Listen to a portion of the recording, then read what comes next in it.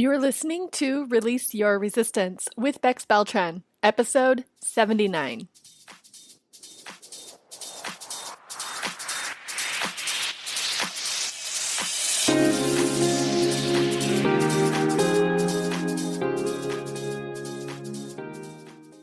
Welcome to Release Your Resistance. This is Bex. The only reason why any of us don't have what we want in life is because of our own resistance. Right now, I'm learning how to recognize and release my resistance, and this podcast tells you how you can release your resistance so that you can live the exact life that you want. Let's get started. Earlier this week, I found a new metaphor which was just so interesting and so enlightening to me. I thought it would be great to share it with you to see if you are as interested and as enlightened as I was. If you've been following me or if you have scanned through some of the titles of this podcast, you may remember that a little over 6 months ago, my husband and I started a renovation on the house that we are currently living in, and this project has brought up so much resistance for me. So this whole experience has just been like a test kitchen or a laboratory for me to practice all my own skills on myself and learn about and practice accepting and letting go. So there have been so many benefits. So today I want to tell you about another benefit of this renovation and this whole move process, since we are still in what I like to call the messy middle of this project. And just to give a quick little update in case you don't follow me on social media, and if you haven't seen some of the recent projects that my husband has been working on, he has almost completed the hall bath, and he did a beautiful tile wall. The tile is so lovely. It is iridescent. It's kind of pearly, and now we have a very light blushy pink called Romance as the wall color in there, which I am just so pleased with. And last week, we were able to find the perfect vanity to fit in that space. And another project that got closer to completion this past week was the replacement of some of our lower kitchen cabinets. The story of this, or the reason behind the cabinets, is that this house is what might be considered a starter home. And I think everything was originally builder grade when it was built, and let's just say expenses were saved. Corners may have been cut. And I guess these are the stories that I am making up about how this house came into existence. One of the kitchen cabinets specifically is very, very narrow, and it does not need to be that narrow because there's plenty of space for a wider cabinet in that spot. But what the builders did when they installed that cabinet was they installed this very, very narrow cabinet, and then they just put a panel to hide the gap between the edge of the cabinet and the wall. And to the untrained eye, or someone who's not paying too close attention, it just looks like, oh, okay, well, there's the cabinet. That's how wide it is. That's where it fits. But when you look at it, you really focus on it, you might wonder, why doesn't the opening of the cabinet go all the way to the wall? Why is there such a narrow cabinet drawer and cabinet door in that space that could be so much wider based on the distance to the wall? My husband noticed this, and he was aware that wider cabinets are available for purchase and installation. And so, since we were going to redo the kitchen countertop soon, he decided that he would just lift the current countertop up, pull out the narrow cabinet and replace it with a wider cabinet, and then just paint everything to match. And then we're one step closer to having the kitchen complete, since that step is needed prior to getting the kitchen countertops done. So that all happened, not without incident. We have had a few mishaps, like in the delivery of the cabinets. We lost a drawer. We got the wrong size at first, but everything has all worked out. And earlier this week, my husband and his cousin took out the kitchen countertop, pulled out not only that tiny narrow cabinet, but another one, which I'll tell you about in a minute. And then they replaced them with the new ones and put the countertop back on. And when I look at it now, I see the improvement. It makes so much sense. I realize Those new cabinets are the ones that should have always been there the whole time. It doesn't make any sense for the other old ones that were pulled out to have been there in the first place. And it looks so normal and natural, as if they were always meant to be there. Why am I going on and on about kitchen cabinets right now? This isn't a home design podcast. Well, it's because I love metaphors and I use metaphors to explain things. And these cabinets are a perfect metaphor. What if these cabinets are like our thoughts and beliefs? What if we are currently thinking something and believing something that we inherited or that was always there all along that really didn't make sense and wasn't as big or as expansive or really didn't fit well, at least not as well as it could have? Maybe there is something that is an even better fit for us, and we were just unaware that a better or wider or more expansive option is available to us. And we don't even realize that those other thought options exist in the world. I didn't realize it is possible to switch out a narrow cabinet for a wider cabinet. I didn't even know that was an option until my husband suggested it. He knew where to go, he had the tools, and he had the ability to pull it out and replace it with something that was better. He replaced that narrow one with one that provided more space and more of an expansive feeling. And it wasn't just one cabinet that got replaced, it was two. Obviously, the one that sparked this whole project was the unusually and unnecessarily narrow cabinet. And I am making the metaphor that we might have some unusually and unnecessarily narrow thoughts or ideas or beliefs. They might feel very constricting and confining to us, just like that cabinet with its tiny little narrow drawer felt very constricting and confining to me when I was trying to fit things in and trying to make things work. I remember wishing it wasn't this narrow and recognizing I would have to make a special effort to find drawer dividers and organizational accessories that would work in such a confined space.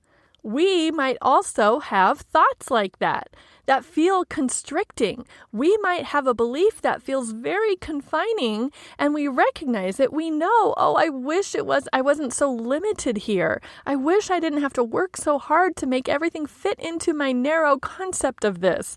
I wish this wasn't holding me back. We might have thoughts like that. The metaphor here in the cabinet example is someone was able to come along, recognize it, know that there was a better option, know that there was a more expansive option, and know how and be willing to pull it all out and replace it with something that was a better fit that did allow for more space and more options. We can do this with our thoughts, maybe with some help from a friend or a coach. We want to be able to recognize our thought is too narrow. Know that there's a better option, know that there's a more expansive option, and know how and be willing to pull out that thought and replace it with something that is a better fit that allows for more space and more options. That's the example of the first cabinet that was too narrow. Here's what happened with the second cabinet. We have a middle cabinet that goes under the sink, and it had some light water damage from an old dishwasher, but from the front of it, it looked fine. So there was no major problems with this cabinet. It was fine, it was functional, it was doing its job, it was just going great, no problem at all. And since my husband was pulling up the countertop and replacing the other cabinet anyhow, he just decided to switch the one under the sink to a new one, but with exactly the same dimensions, no improvements. What we didn't realize when he installed that new sink cabinet was that there were some slight differences that we had not noticed. The old sink cabinet had a divider, kind of like a seam, down the middle of the front. So the two doors would close onto this static middle divider. And it also had two false front drawers under the sink. So these are those two rectangular openings with a false front, so it's like a drawer that doesn't open. It's very standard. If you look around kitchens in the United States, you'll see many kitchens, unless they're custom, probably have this kind of an undersink cabinet.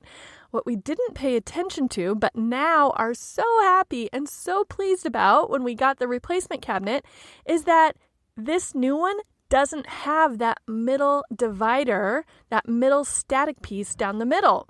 Instead of the 2 false fronts under the sink, it only has 1 wide false front that covers the entire length of the cabinet. This new cabinet opened up so many more options because it makes it easier for a new undermount sink installation. Whenever we do get our new sink and when we get our new countertops, this new cabinet gives us the option to have a flip down false front. So that's a great place to put small tools or sponges or whatever you want in the front of the sink where there's no drawer. The problem with the 2 false fronts that was on the original cabinet was that the hardware for 2 of the flip-down drawers would have not been possible with the sink there. There's just not enough space or room for the hardware and the sink. But when the false front is extended to just 1 long piece, now it only needs 1 set of hardware, 1 on each edge of the cabinet, and now suddenly that makes space so that we can have that false front flip down that we like to have that we didn't think we could have. Because we don't have the middle piece in the middle of the cabinet doors, it gives us more room for putting things under the sink. And if you listen to my Reno Reminders episode, you know that this kitchen is much smaller and much more tight on space and storage. So anytime that we get a little bit more space or more options for putting things away, we appreciate it. The cabinet metaphor just keeps on coming. We had one cabinet that we knew was too confining. It was easily recognizable that this one was holding us back, so to speak. The cabinet was keeping us small and making us feel tight and confined. The cabinet was not taking full advantage of what was available. There was plenty of space for it to spread out, but for whatever reason, the original builders just decided to go with the narrowest one they could find instead of one that fit in that space perfectly. And the second cabinet was fine and functional. We had no idea that there was something even better available until we went out and grabbed what we thought was the same. And when we installed it, it turned out to have so many better benefits and options that we didn't even know we wanted and didn't even know we were missing. So here comes further explanation of this metaphor that I'm loving so much. I think this is the same when it comes to our beliefs. We might recognize that we have some beliefs that are confining, that do hold us back. We have thoughts that don't let us use our full potential. And in other areas of our life, we might be fine and everything is functional, and we might, just out of an opportunity or some chance, decide to upgrade a thought or a belief. And switching a thought that is fine and functional to something slightly different and better might have so many additional benefits and bonuses that we didn't even consider. So hopefully you are loving this metaphor as much as I am. And I'm wondering if you can already see some applications or examples of this metaphor in your own life, like I saw some in mine. Here's one that's easy to recognize because it is confining. I was thinking a thought that wasn't allowing me to use my full potential. Probably about a year ago, maybe a little bit longer, I met a woman, let's just call her a friend of a friend. And my initial reaction upon meeting her was, I don't like her. Okay, I wasn't trying to be mean. This was not mean. I don't hate her. I just kind of noticed my own reaction to her when I met her. And as we probably all do, I just kind of thought, oh, well, she's not really my style. We're just really not on the same vibe. She's probably not someone who I would choose to spend time with. I don't like her. That thought I was thinking just seemed like a fact. There are some people in this world that we don't like. It just seemed involuntary and factual and irreplaceable. You know what I mean, right? If you just don't like someone, you just don't like them. It's not a problem. You just don't spend time with them. You don't have to make it mean anything. You just don't like the person. That's how it is. So that's kind of what I was thinking about this person who was distant and unrelated and not a big player in my cast of characters in my life. Well, now that things have started to open up and people are being a little bit more social and there are more events happening, now I have encountered this person a little bit more than I had in the past year. And I noticed my own thought, my own assumption of the truth that I don't like her. And I noticed that it felt a little confining. And luckily, maybe because of my practice of managing my mind and noticing my thoughts, I noticed, oh, I am thinking I don't like her. Instead of just assuming that was a foregone conclusion, I noticed I was thinking it and that was a thought. And I noticed that thought felt pretty confining. I noticed that I didn't have to not like her. I noticed that I don't want to be a person who doesn't like people.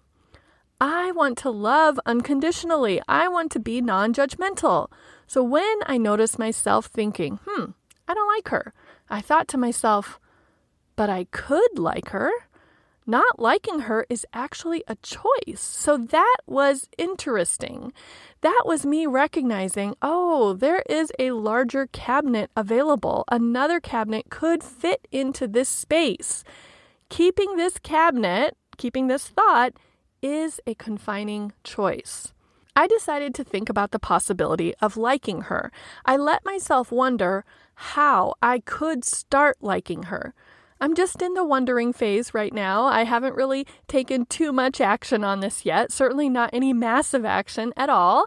I haven't really come up with a strategy of how I'm going to fall in love with this person or tolerate her or start to like her. I really just have been poking around the edges of the thought, I don't like her, and noticing that thought does not have to be true. I could actually like her if I decided I wanted to like her. And I have decided I want to like her.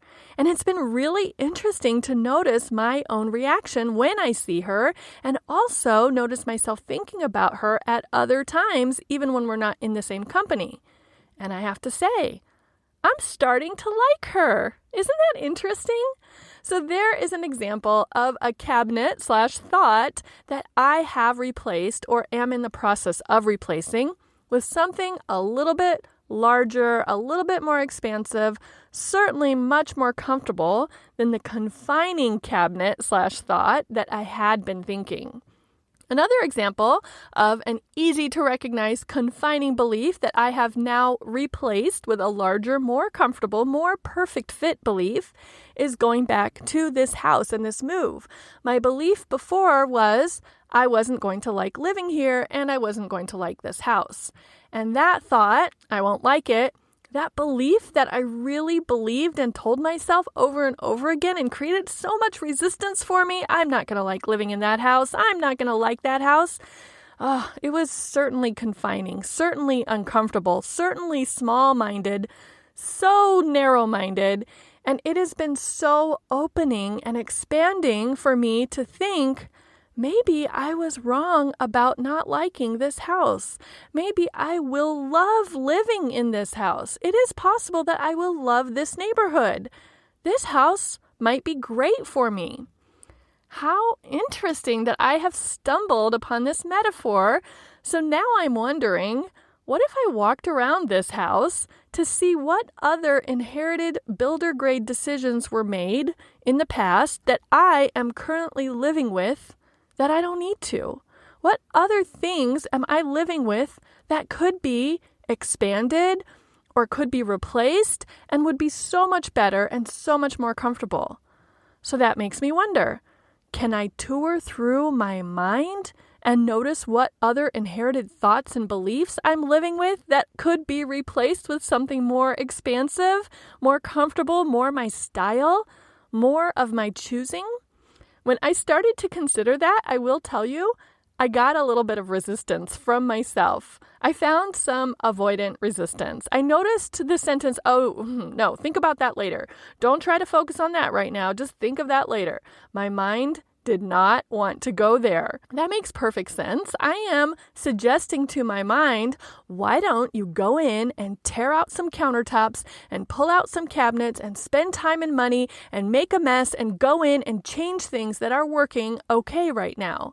Of course my mind is going to say, oh, don't do that. Don't spend any energy or effort to rearrange anything. Just keep it all as it is. It's all fine. Don't worry about it.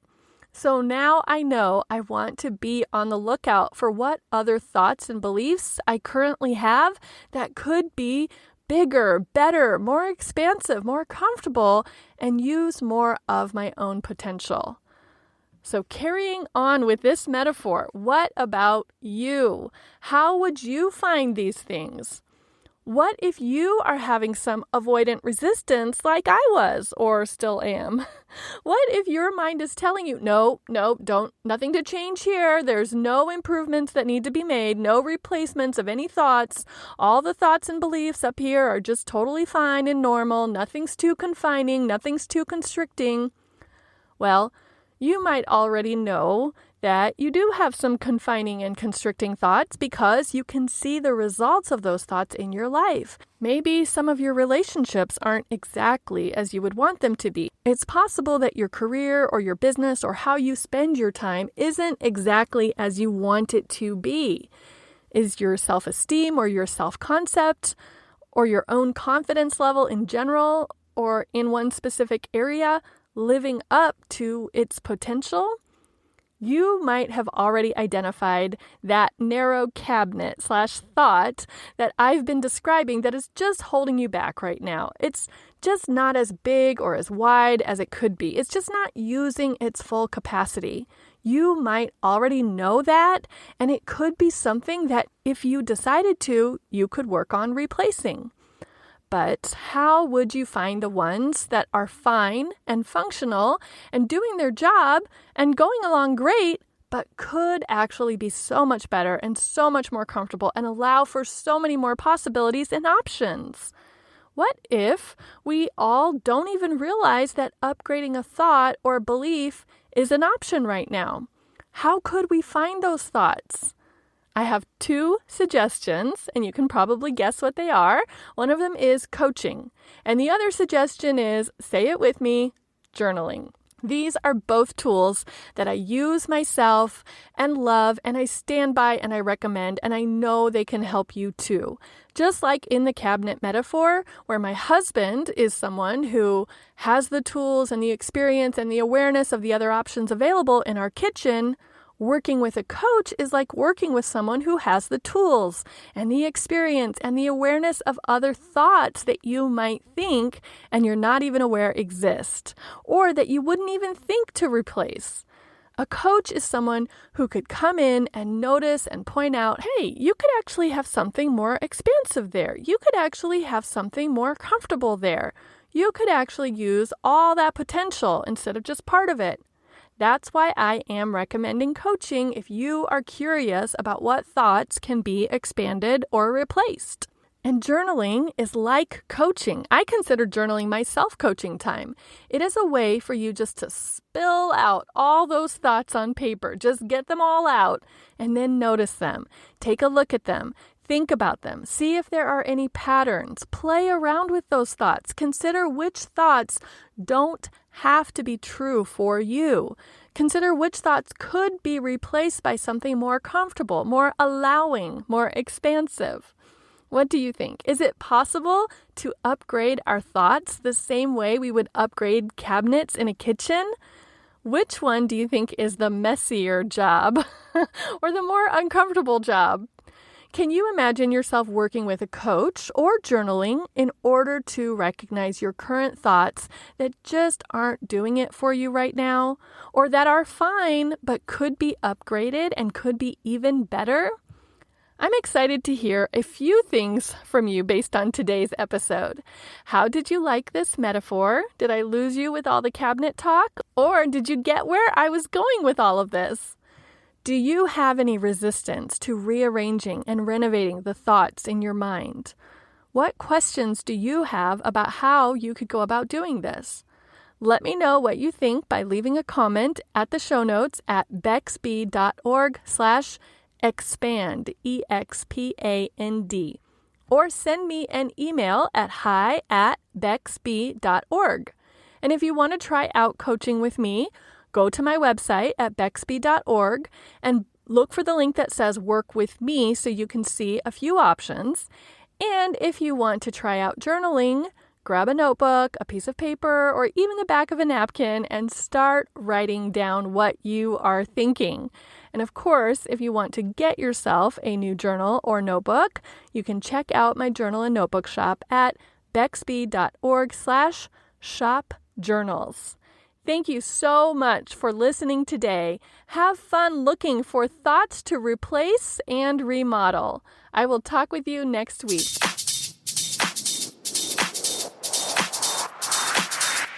This has been Release Your Resistance. Thank you for listening. If you like this podcast, make sure you're subscribed and leave a review on Apple Podcasts. Also, think about someone who you know who would love this episode and share it with them. There should be a share button on your app if you're listening to this on your phone.